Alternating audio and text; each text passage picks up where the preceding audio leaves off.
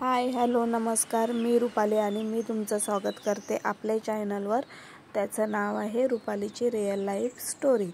तर इथे बघा ही साडी आहे आणि ह्याच्यावर मी रेडीमेड जो वर्क भेटतो तो अशा प्रकारे लावलेला आहे।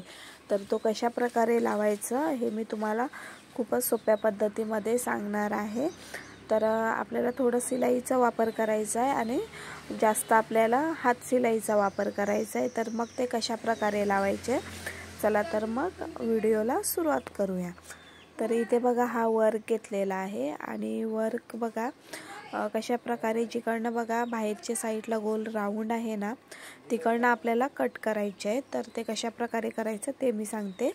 तर पहिला बघा काय करायचं की जो बघा बॅक पार्ट आहे तो पहिला इथे घ्यायचा आहे आणि वर्क आहे तो साईडला करून ठेवायचा आहे। तर बघा मी बॅक पार्ट घेतलेला आहे आणि त्याचे एक्स्ट्राचे काय धागे असतील ते कट करून घ्यायचे।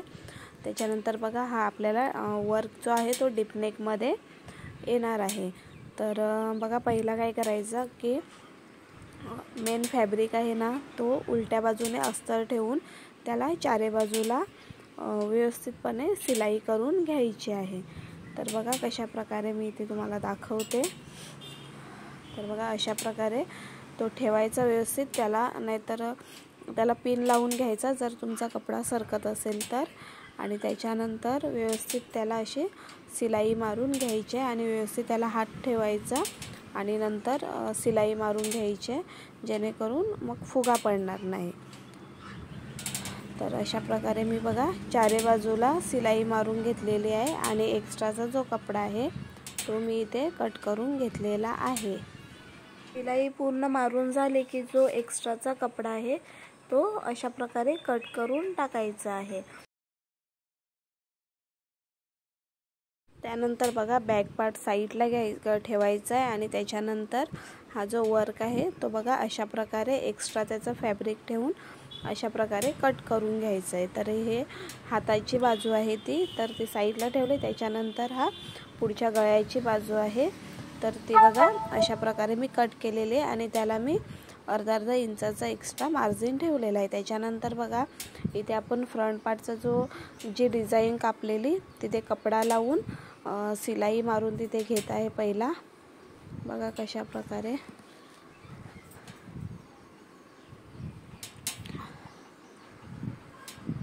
बघा इथे मी सिलाई मारून घेतलेली आहे आणि एक्स्ट्राचा कपडा कट केलेला आहे। तर ते कशासाठी, तर मी इथे तुम्हाला सांगते का हा बघा हा जो बॅक पार्ट आहे त्याची जी रुंदी आहे ती खूप मोठी आहे म्हणजे डिझाईनची।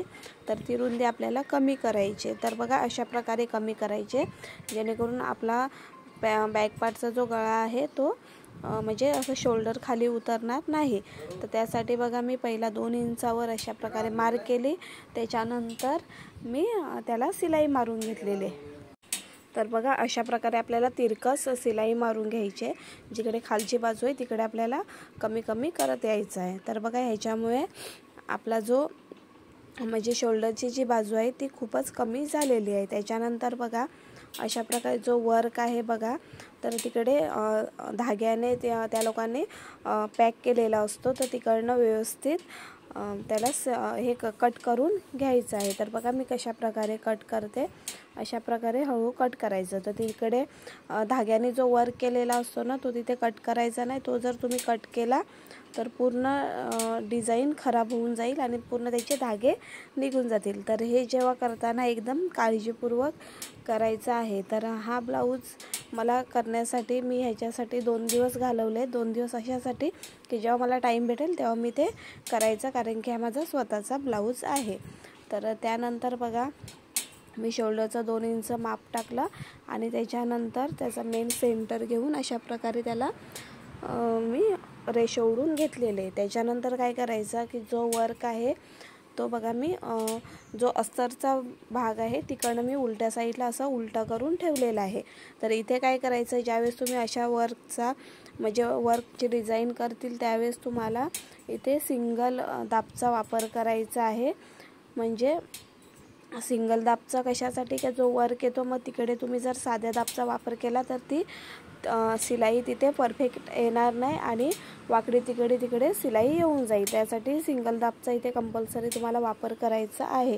त्यानंतर बघा मी पाव इंच शोल्डर डाऊन केलेला आहे, कारण की डीप नेक आहे. त्याच्यानंतर आपली जी सिलाई मार्जिन आहे ती इथे मार्क करून घ्यायची आणि त्याच्यानंतर तो वर्क जो आहे तो अशा प्रकारे तिथे ठेवायचा आहे, म्हणजे तिकडनं आपली ती सिलाई येईल. तर बघा अशा प्रकारे परफेक्ट असं ठेवून द्यायचा आणि जो खालच्या साईडचा पण सेंटर आहे तिथे व्यवस्थित तो आला पाहिजे, म्हणजे डिझाईन तिरकी झाली नाही पाहिजे.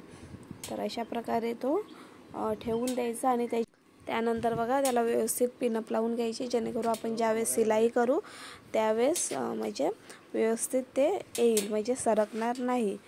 तर बघा अशा प्रकारे मी इथे पिनअप करून घेतलेली आहे.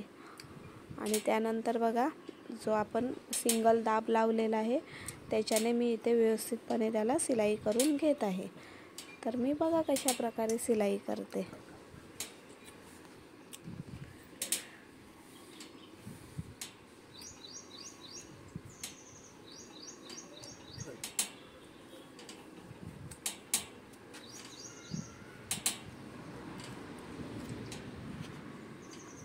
आता इथे काय करायचं बघा, पान डिझाईनची इथे बघा हा त्रिकोणची डिझाईन येते, तिथे काय करायचं व्यवस्थित तिथे सिलाई करायची आणि जिथे लास्ट टोक आहे तिकडे व्यवस्थित त्याला बघा अशा प्रकारे तिथे पॉईंट म्हणजे जी सुई आहे ती मध्ये ठेवायची आणि त्याच्यानंतर ती डिझाईन आहे किंवा कपडा आहे तो थोडा सरकवून घ्यायचा. त्याच्यानंतर जशात तशी तिथे व्यवस्थित सिलाई मारून घ्यायची. तर इथे बघा पूर्ण गळ्याला मी सिलाई मारून घेतलेली आहे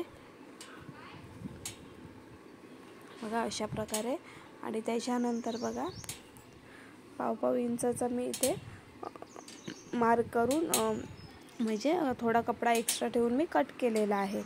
तर बघा बॅक साईडला पण मी ठेवून अशा प्रकारे बघितलं की बरोबर आलं आहे की नाही, मग व्यवस्थित आलेला आहे. मग त्याच्यानंतर बघा मी अशा प्रकारे कट करून घेतलेला आहे. तर इथे तुम्हाला थोडी जास्त मार्जिन ठेवून अशा प्रकारे कट करून घ्यायचं आहे आणि तिथे थोडे थोडे कट मारून घ्यायचे, जिथे राऊंड आहे तिथे कट मारून घ्यायचे. आता इथे पण त्रिकोण आहे तिथे सुद्धा तुम्हाला कट मारून घ्यायचं आहे तिथे व्यवस्थित.